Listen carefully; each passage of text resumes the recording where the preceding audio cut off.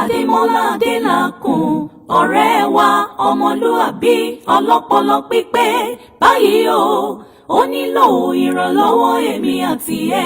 Bẹ́ẹ̀ni, kò dáa ká máa ṣe candle night sunkún ara wa nígbà tá a ṣì wà lọ́dọ̀. Prince Ademola Adelakun gbọ́dọ̀ kú o. Lẹ́yìn akitiyan tọmọkùnrin yìí ti ń ṣe ní music and film industry. Ẹ jẹ́ ara wa létí. Àwọn iṣẹ́ tí Ademola Adelakun megastar ti ṣe. Olùproduce movie ta pàkọ́lé ẹ̀ ní Múfò Olóòṣà Oko. Alukoro, Olúdẹ̀gún, Olójúẹdẹ, Eyín Ọ̀ká, Lákàsàgbà, Babátúndé Ìṣọ̀lá Fọlọ́runṣọ́ àti bẹ́ẹ̀ bẹ́ẹ̀ lọ. Láìpẹ́ yìí, Ademola Adelakun ní àìsàn ìtọ̀ ṣúgà diabetes with chronic infection lọ́wọ́ tá a wà yìí ilé ìwòsàn tó wà pẹ̀lú akitiyan bí ara ọ̀rẹ́ àtojúlùmọ̀ tá a ti ń ṣèrànlọ́wọ́ owó ṣùgbọ́n ṣe ni láàánú wípé wọ́n ti gé ẹsẹ̀ Ademola Adelakun. Àwọn dókítà sì ń sọ fún wa pé ó nílò ìtọ́jú lókè òkun nílùú Germany. Ìrànlọ́wọ́ ẹ̀yẹ lẹ́yìn ju àánú ọmọ Nàìjíríà nílẹ̀ yìí àti lókè òkun la fẹ́ báyìí o. A dúpẹ́ fọlọ́run torí pé ní gbogbo ọ̀nà a ní nǹkan méjì ju ká máa dúpẹ́ fọlọ́run náà lọ.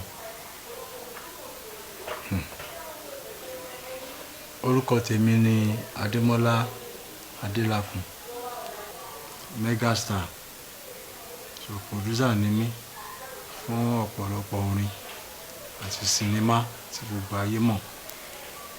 Ẹni tó bá mọ̀ mí dáadáa délédélé ó mọ̀ pé nínú nǹkan tí mo kórìíra jù tí mo máa ń sá fún jù láyé ó ní kí n tọrọ àbí kí n bẹ̀bẹ̀ àbí kí n gbé bùkátà mi lọ bá ti ẹlòmíràn torí pé mo nígbàgbọ́ pé oníkálukú ló ń ṣiṣẹ́ láti gbọ́ bùkátà rẹ̀.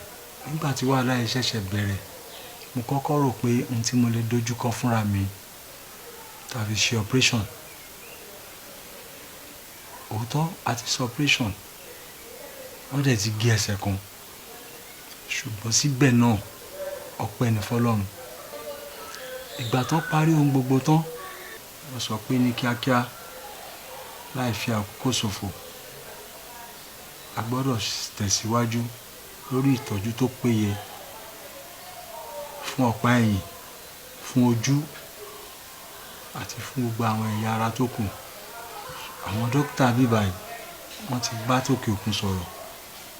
Hospital tí wọ́n ti lè ṣe wọ́n ti ní ká máa bọ̀ ṣùgbọ́n owó tí a nílò ó kọjá agbára wa o. Níbo la ti fẹ́ rí? Agbára wa ò ká.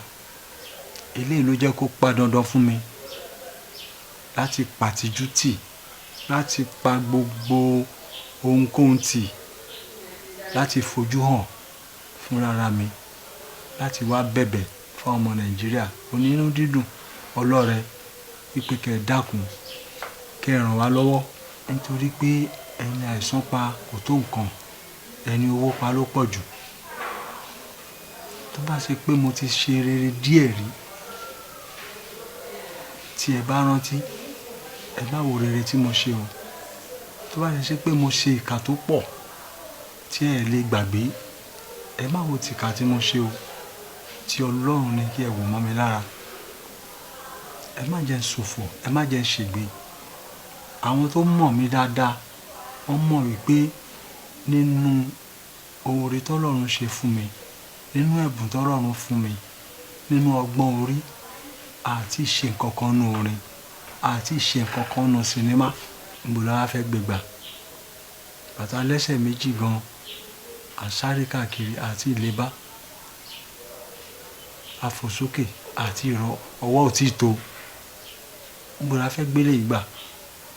Àfikọ́ Ọlọ́run ràn yín lọ́wọ́ láti ràn mí lọ́wọ́ o. Ẹ má jẹ́ ṣòfò, ẹ má jẹ́ ṣègbé, ẹ má jẹ́ káyé fi mí kún ọlá tó wọlé sí bòjì tí ò ríta mọ́. Ẹ ràn mí lọ́wọ́, ẹ dìde o, ẹ dìde, ẹ ṣàánú.